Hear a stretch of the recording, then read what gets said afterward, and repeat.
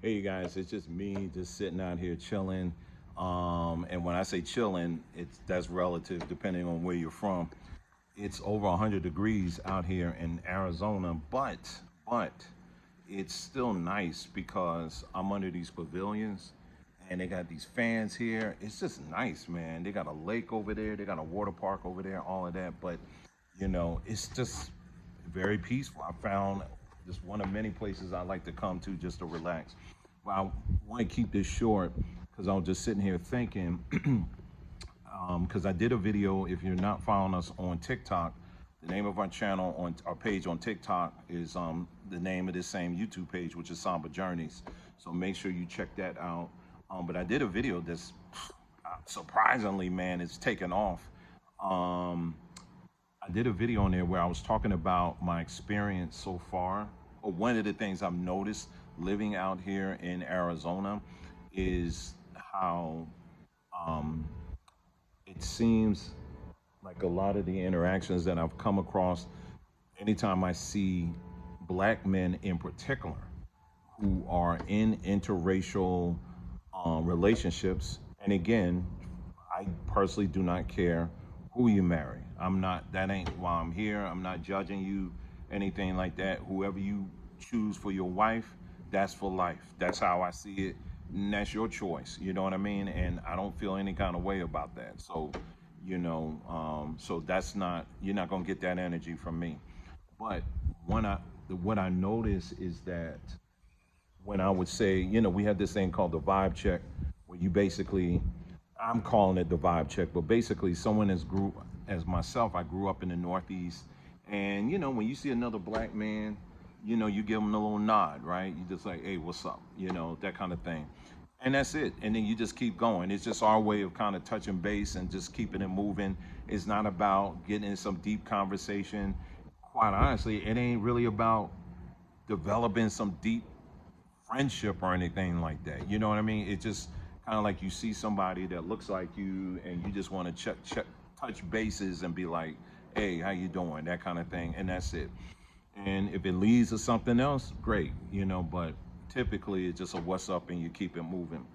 And so, but when I came out here, what I noticed is that there are numbers of cases for me that I've encountered where if I encounter a black man who happens to be married to someone who's not black, they tend to kind of not even want to acknowledge you. You know what I mean? And so I just thought that was really, really strange. And so this was an in-house conversation that we've been having for a long time since we've been living out here.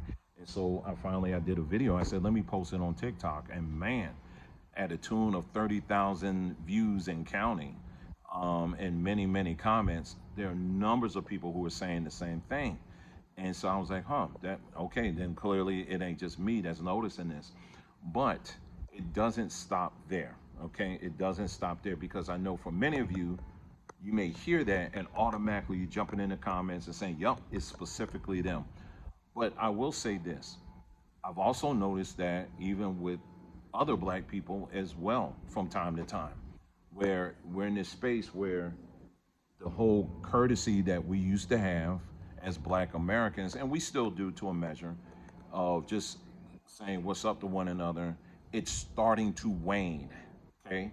I am not saying it's gone because, again, don't jump in the comments, don't get ahead of me and say, well, no, I still do. Okay, I'm sure you do.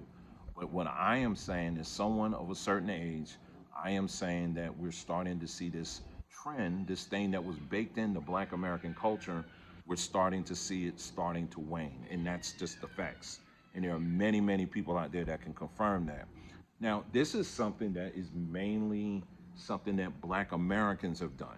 Okay, I'm not talking people coming from Africa. We're not talking about people that come from the Caribbean.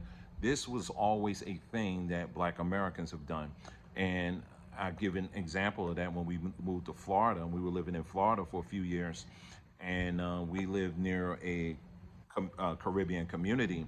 And, I'll do the what's up down there or whatever. And it was like I wasn't even there. And I was like, okay, that's strange, but I realized they reminded me quickly. I was like, oh, they're not from here. Okay, they don't know about that. So it was really something. I mean, I didn't feel offended. That was just like a learning experience. I was like, oh, okay. And so, but yeah, but this is inbred into black, what we call black American culture. You know what I mean? This, where we want to check on each other. And if you take the time and go through the comments on that TikTok, you're going to see numbers of black Americans that are saying the same thing. That when it comes to, we're going to call it vibe check, they notice that there's an increasing amount of black folks who don't do that anymore. We don't speak to to each other in public like we used to. Okay? And I find this, for me, I'm very intrigued about this whole thing here that we're talking about, because um if you're like, I'm living here in Arizona, right? And this is the West. Absolutely love the West. Love the West, right? The West is different than the East Coast, is different than even the West Coast, because I never really experienced this even living in California. But here, I'm in the Southwest, it's a little different. When you go back into history and you read about our ancestors who migrated from the Great Migration of Black Americans that came from the East Coast and migrated out here, did it ever occur to you that they were not looking for a black community? Did it ever occur to you that they weren't looking for soul food restaurants? No, they brought all of that with them. The whole concept of eating out, that was like, okay, I'm eating at my neighbor's. So people, the mindset of planting yourself in a community, it wasn't there, because community began at home. I hope you follow me what I'm saying. Community began at home. And that's what people understood. So if you move somewhere like to a ranch, it's an open space and you got a lot of acreage, you weren't really necessarily looking for a community of different people and all of that. I mean, you had that, but the concept, the idea of community, it began in the house. It began in the home. When you would see these black folks back in the day buying these large pieces of land out here in the West, they, in their minds, they were like, okay, we got this land. We're gonna have grandma. She's gonna have her own space. We're gonna have the kids, when they grow up, they're gonna have their own space. Their kids, they're gonna have their own space.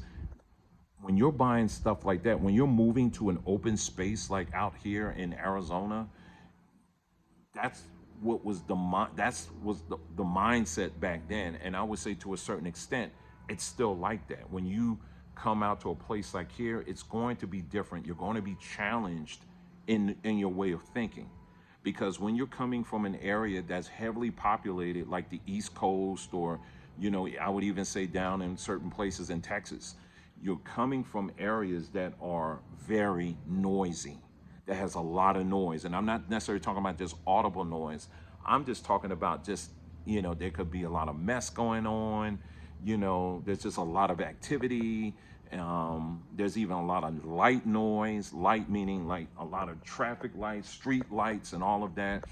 And it's just a noisy environment. But when you come to a place like here, you're not going to have that. And honestly, a lot of people aren't ready for that.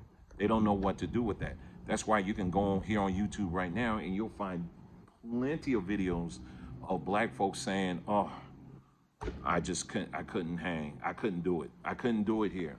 I'll give you reasons why this is not good for black people." And it's not just Arizona. I've seen it for other states, and I even see it for other countries. The issue is that, what are you bringing to the environment? Because I think a lot of times, I'm speaking specifically for black folks, we're looking for a space that's prepackaged, that has a red carpet that's going to be rolled out, and everything is going to be exactly what it needs to be. But that's not the case. That's not the truth. It doesn't mean racism. It just simply means it's a different space. You're going to find people, of course, that aren't going to like you because of the color of your skin or whatever, but that is not the majority of experiences once you get out here. Majority of my experiences, for example, has been great, and I choose to build on that. And so all of that being said, when you do decide to make moves, be it somewhere to a state like here or some other place out here, really take the time to research. A place like out here, for example, people will tend to stay to themselves. And if they don't say hi to you, it is what it is. But don't let that be the deterrent, like, oh, let me get out of here because these people don't talk to each other.